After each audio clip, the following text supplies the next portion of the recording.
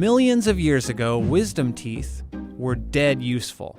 Those hefty molars helped us grind up fibrous veggies. Then, around 1 million to 2 million years ago, we invented cooking, which softened food so we didn't need to chew as much. That put wisdom teeth out of a job. Around 10,000 years ago, we began to farm and cook our food even more. With less work to do, our powerful jaws shrank, making it harder for those extra teeth to fit in our mouths. And today we suffer the consequences: gum infections, tooth decay, even tumors. But unfortunately, annoying extra molars aren't the only way evolution screwed us over. All primates, including humans, have something in common. We have incredibly bony feet. Each one contains 26 bones. Together, that's almost a quarter of all the bones in our body. Now, this foot design makes perfect sense to our ancient primate ancestors, because all those tiny moving parts made their feet flexible enough to cling to branches. But here's the problem. Once our ancestors left the trees and started walking upright, we needed a more rigid, stable foot to balance and propel ourselves from one step to the next.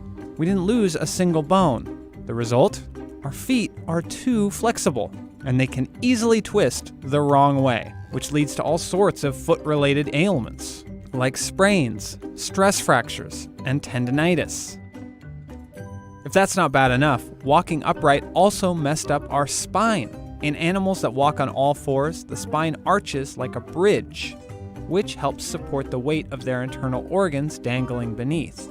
Then, 6 million years ago, our ancestors first stood up and forced that smooth arch into an S shape. The top is curved outward to support the weight of our head, and the bottom is curved inward to keep our torso in line with our feet so we can balance. Unfortunately, this design isn't very sound. That bend in our lower back puts a tremendous amount of pressure on our backbone. So it's no wonder that 60 to 70% of people worldwide experience lower back pain sometime in their life. Speaking of pain, let's talk about getting hit in the testicles.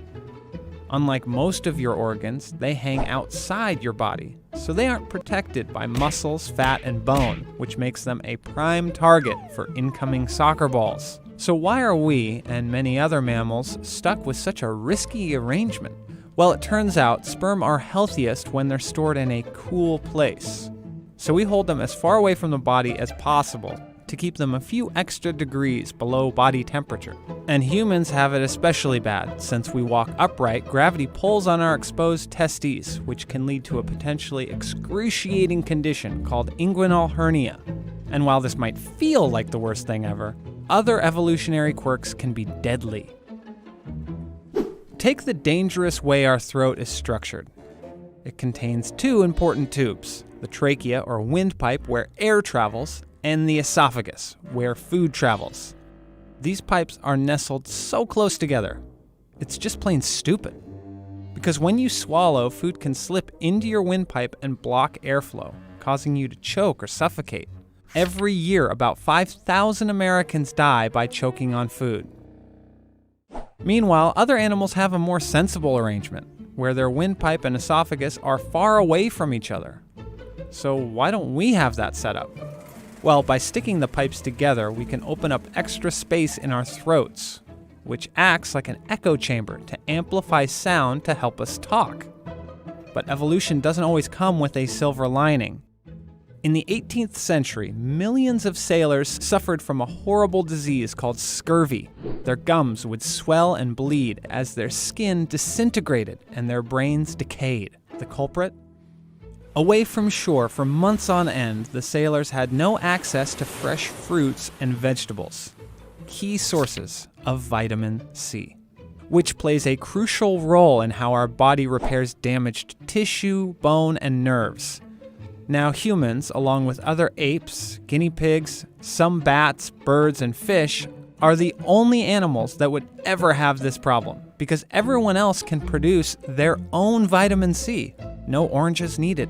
Meanwhile, humans have a gene mutation that prevents us from doing the same, which normally wouldn't be a problem for our ancient fruit-eating ancestors who didn't trap themselves on ships without fresh fruit for months. Now, there doesn't seem to be any benefits to this mutation, which just goes to show evolution isn't always helpful. In fact, it can make life a whole lot worse.